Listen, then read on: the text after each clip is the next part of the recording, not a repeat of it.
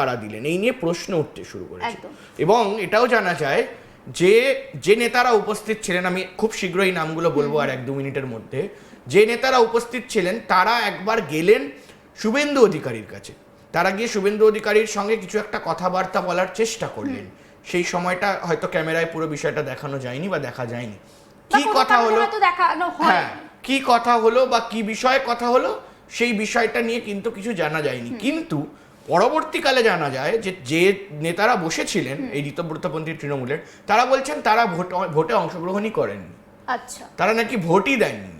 কিন্তু তাহলে এই এক্সট্রা ভোট যেটা পড়েছে তারা কারা? 3টে ভোট, 2টো ভোট, জটা ভোটই পড়ে থাকুক, তারা কারা? এবারে বলি, আমি একটু থামাচ্ছি, তাহলে এখানেও প্রশ্ন উঠতে পারে যে তারা কি ঋতব্রত দলের তৃণমূল নাকি কালীঘাটের তৃণমূল, নাকি তারা অন্য কোনো দল? হ্যাঁ একেবারে, যে এই যে মমতা বন্দ্যোপাধ্যায়ের তৃণমূল, এই মমতা বন্দ্যোপাধ্যায়ের তৃণমূলের কি কোনো গুপ্তচর বা কেউ এবারে ঋতব্রত বন্দ্যোপাধ্যায়ের তৃণমূলে রয়েছেন? বা এই ঋতব্রত বন্দ্যোপাধ্যায়ের যে তৃণমূল রয়েছে সেই ঋতব্রত বন্দ্যোপাধ্যায়ের তৃণমূলটাও কি ভাঙার চেষ্টা হচ্ছে বা ভেঙে যাবে, বা এটা কি কোনো একটা প্ল্যান, এটা কি কোনো একটা প্ল্যান হতে পারে? এই প্রশ্নটা উঠতে শুরু করে। কারণ দেখো, এটা পুরোটাই, একটা কথা বলে রাখি দর্শকদের, যে পুরোটাই স্পেকুলেশনের বেসিসে হচ্ছে। হতেই পারে যে কোথাও গিয়ে তাদের গুপ্তচর পাঠানো হয়েছে, এই গুপ্তচর হতে পারে, বা এটাও হতে পারে যে তারা হয়তো ঋতব্রতপন্থী তৃণমূলে গিয়ে তাদের মন লাগছে না, তাদের সব একেবারে এবার সব পলিসি তাদের ভালো লাগছে না, তো কিছু পলিসিতে বিরোধিতা তাদের করতে হবে। দলের অন্দরেই একটা অন্তর্কলহ, অর্থাৎ দলের অন্দরে একটা আগুন লেগে যাচ্ছে। এই যে মমতা বন্দ্যোপাধ্যায়ের অভিশাপ রয়েছে, সে জায়গায় দাঁড়িয়ে দলের অন্দরে একটা অন্তর্কলহ বা কলহ লেগে যাচ্ছে। অর্থাৎ সেখানে উপস্থিত ছিলেন সবাই, যখন ওয়াকআউট করে গেল তৃণমূলপন্থী ঋতব্রতপন্থী তৃণমূল কংগ্রেস থেকে, তখন ওখানে বসেছিলেন বাইরন বিশ্বাস, সাগরদিঘির এমএলএ। ওখানে বসেছিলেন কাজল শেখ, বীরভূমের থেকে প্রতিনিধিত্ব করছেন, বাহারুল ইসলাম, এবং আরও 1-2 জন ছিল যারা সেখানে উপস্থিত ছিলেন। এবং সেই ঋতব্রতপন্থী তৃণমূল কংগ্রেস ওয়াকআউট করলেও তারা ওয়াকআউট করেনি, অর্থাৎ তারা কালীঘাট তৃণমূলের সঙ্গে, যখন কালীঘাট তৃণমূল বসেছিল সেই সময় তারাও বসেছিলেন। অর্থাৎ সে জায়গায় দাঁড়িয়ে কি কালীঘাট তৃণমূলের সঙ্গে কোনো সেটিং রয়েছে, নাকি এই মমতা বন্দ্যোপাধ্যায়ের যে বার্তা দেওয়া হয়েছে যে এখনো সময় রয়েছে, ফিরে আসুন, এখনো সময় রয়েছে, ব্যাপারটা বুঝুন? মমতা বন্দ্যোপাধ্যায় একটা কথা কিন্তু বলেছিলেন, টেলিফোনিক যে কনভারসেশন, সেটাতে কুণাল ঘোষ শোনাচ্ছিলেন মমতা বন্দ্যোপাধ্যায়ের একটা বার্তা। তিনি বলেছিলেন কিন্তু যারা ঋতব্রত বন্দ্যোপাধ্যায় তৃণমূলে গিয়েছেন তারা কিন্তু না ঘাটকা না ঘাটকা, অর্থাৎ সময় থাকতে ফিরে আসুন। অর্থাৎ তাহলে এই যে 3 জনের নাম তুমি বললে, তারা কি সেটা বুঝতে পেরেছে? অর্থাৎ এটা নিয়েই প্রশ্ন উঠছে যে কোথাও গিয়ে এই 3 জন কি সেটিংয়ে রয়েছেন, নাকি 3 জন মমতা বন্দ্যোপাধ্যায়কে বার্তা দেওয়ার চেষ্টা করছেন? কারণ তারা একান্ত, আমি যদি বলি এই কাজল শেখ, বাহারুল ইসলামের কথা, তারা কিংবা বাইরন বিশ্বাস পরবর্তীকালে এসছে, তিনি আগে কংগ্রেসে ছিলেন। কিন্তু এই যে 2 জন বা আরো কয়েকজন নেতা উপস্থিত ছিলেন, বিধায়ক উপস্থিত ছিলেন, তারা কিন্তু মমতা বন্দ্যোপাধ্যায় তাদেরকে দীর্ঘদিন ধরে বলা যায় যে ছোট থেকে বড় করেছে। এবং এই যে কথাটা মমতা বন্দ্যোপাধ্যায়ের, যে মা যখন শরীর খারাপ হয়ে গেল তখন আপনারা ছেড়ে চলে গেলেন, হতে পারে যে মমতা বন্দ্যোপাধ্যায় এবং বাইরন বিশ্বাসকে কোথাও গিয়ে আমরা দেখেছি যে অভিষেক বন্দ্যোপাধ্যায় তিনি নিজে ফ্ল্যাগ চেঞ্জ করিয়েছেন, তৃণমূল কংগ্রেসে এনেছেন।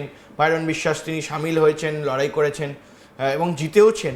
সেই সময় ভীষণ একটা হয়েছিল যে বাইরনের বিশ্বাস ভঙ্গ হলো কংগ্রেস। তো সেখানে দাঁড়িয়ে কালকের ঘটনাটা অত্যন্ত সন্দেহজনক এবং জল্পনার সৃষ্টি করেছে পশ্চিমবঙ্গের রাজনীতিতে। যদি তারা ভোটাভুটিতে অংশগ্রহণ নাই করেন তাহলে তারা ভেতরে থাকলেন কেন? আর যদি ভেতরে থাকেন তাহলে কনসিডার যে তারা পার্টিসিপেট করেছেন, দে আর নট অ্যাবসেন্টিস। ঠিক আছে, তারা অ্যাবসেন্ট নয়।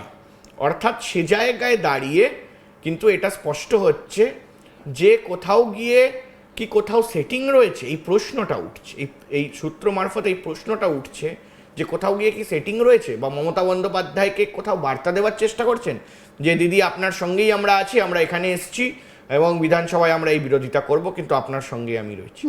এই ধরনের প্রশ্ন কিন্তু এই মুহূর্তে উঠে যাচ্ছে এবং এটা অত্যন্ত তাৎপর্যপূর্ণ আজকের দিনের রাজনীতিতে দাঁড়িয়ে। আরও একটা বিষয় দেখো অনির্বাণ, গতকাল যখন আমরা দেখেছি যে বিধানসভায় এই ইউসিসি কিংবা গুন্ডা দমন বিল নিয়ে একাধিক আলোচনা হয়েছে, একেবারে লম্বা সেশন বলা যেতে পারে বিধানসভায় চলেছে, কিন্তু তারপর আমরা দেখলাম যে ঋতব্রত বন্দ্যোপাধ্যায় তিনি দাবি করলেন 65 নয়, তাদের সঙ্গে 68 জন বিধায়ক রয়েছেন। বিকেল বেলা সংখ্যাটা আবার অনেকটা পরিবর্তন হলো, অর্থাৎ কালীঘাটের যারা তৃণমূল কংগ্রেস তারা বলছে যে তাদের সঙ্গে ঋতব্রত বন্দ্যোপাধ্যায়ের তৃণমূল থেকে 4 জন এসে আবার যোগ দিচ্ছেন। তাহলে তুমি যে ইকুয়েশনটা বলছো কোথাও গিয়ে তো 2 2 4 হচ্ছে। দেখো সেটা হতেই পারে যে 2 2 4 হতেই পারে, কিন্তু এটা পুরোটাই স্পেকুলেটিভ একটা বিষয়, স্পেকুলেশনের বিষয়।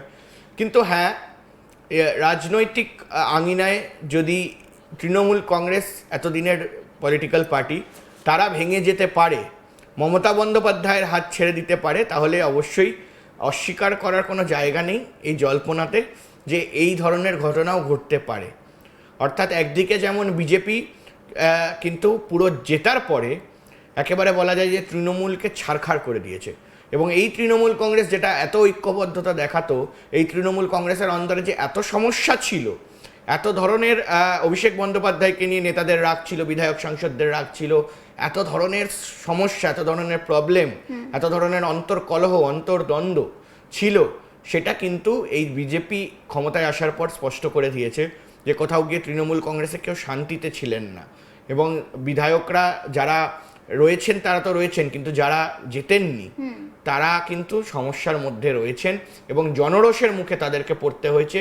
এটাই স্পষ্ট করে যে এই তৃণমূল কংগ্রেস কিন্তু বেশ কিছু ত্রুটি করেছেন, এবং যখন শাসক দল হিসাবে কাজ করেছেন মানুষের আস্থা, তারা বিশ্বাস হয়তো কোনোভাবে এই 10 বছরে করেছেন, কিন্তু এই শেষ যে 5 বছরের টেনিওর, সেখানে কিন্তু যা যা ঘটনা ঘটেছে চোখের সামনে আমরা দেখেছি, সেখানে মানুষের বিশ্বাস কিন্তু ভঙ্গ হয়েছে, এটা বলে। একদম। আরো একটা বিষয় আমাদের ভীষণভাবে কালকে নজর কেড়েছে, অন্তত মুখ্যমন্ত্রী শুভেন্দু অধিকারীর বক্তব্যে। অনির্বাণ, তুমি নিজে তারাতলা ইনসিডেন্ট নিজে কভার করেছো এবং প্রত্যেকটা মুহূর্তের আপডেট আমরা তোমার মাধ্যমে দর্শকদের কাছে পৌঁছে দিয়েছি। তারাতলা কাণ্ডে ইতিমধ্যেই কালী বন্দ্যোপাধ্যায় গ্রেপ্তার হয়েছেন, বিধানসভায় এই প্রসঙ্গটা উঠে এসেছে। মুখ্যমন্ত্রী শুভেন্দু অধিকারী, আমরা দেখলাম কুণাল ঘোষ বলেছিলেন যে ফিরহাদ হাকিমকে একটা ডেডলাইন বেঁধে দিয়েছিলেন 5টার মধ্যে গ্রেপ্তার করতে হবে। বিশেষভাবে কালকে লক্ষ্য করা গেছে যে কুণাল ঘোষের দিকে তাকিয়ে মুখ্যমন্ত্রী বলেছেন উনি তাহলে শুভেন্দু চেয়ারে এসে বসুক। তিনি পরে একটা কথা যোগ করেছেন, কালী তো জেলে, পেন যদি ফিরহাদ হয়, দোয়াত তো তাহলে মমতা ব্যানার্জি। একবার বক্তব্যটা শোনায়, তাহলে আলোচনায় আসছি। প্রথম তো আইনের শাসন প্রতিষ্ঠা হয়েছে, বলছেন আপনি প্রাক্তন মেয়রের নাম বলেছেন, বিকেল 5টার মধ্যে গ্রেপ্তার করতে হবে, তাই নাকি? তাহলে আপনি এখানে চলে আসুন, আপনাদের তো আনেরই লোক, যাকে তোলার তুলেছি। আরেকজন বলছেন কালী তো গেছে